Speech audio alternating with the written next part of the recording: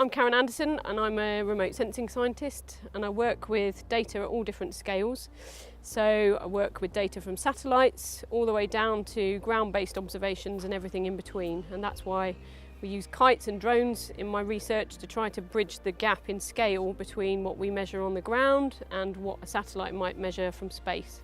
My main research interest is in looking at plants and vegetation. I'm really interested in vegetation structure as an indicator, or in science we call that a proxy for ecological and hydrological function of landscapes. I got into doing this work because I was really interested in light, actually, and when you look at satellite images and remote sensing data from a scientific perspective, you really have to understand what the light is doing if you want to be able to extract useful information from the data. So it's not just a picture, it's actually a whole load of really interesting kind of signals of light that you can use to understand stuff about vegetation and hydrology and how much water is stored in soil and so on. So I had Karen for a module in first year, and it was one of the best modules for really getting that variety of human and physical and looking at all kinds of topics that really helped to determine where your interests lay. We link research and teaching through everything that we do, but particularly through the dissertation module you have a fantastic opportunity to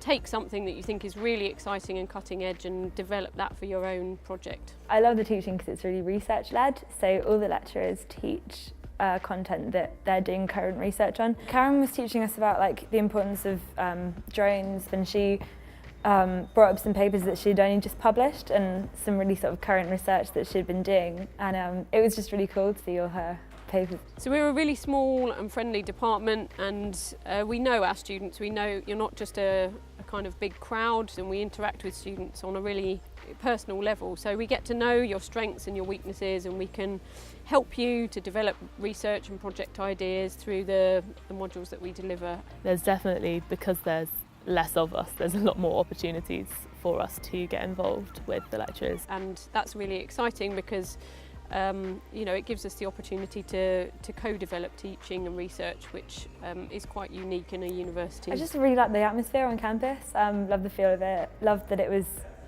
I love how it was designed, and just things like the library and stuff are just really, really cool.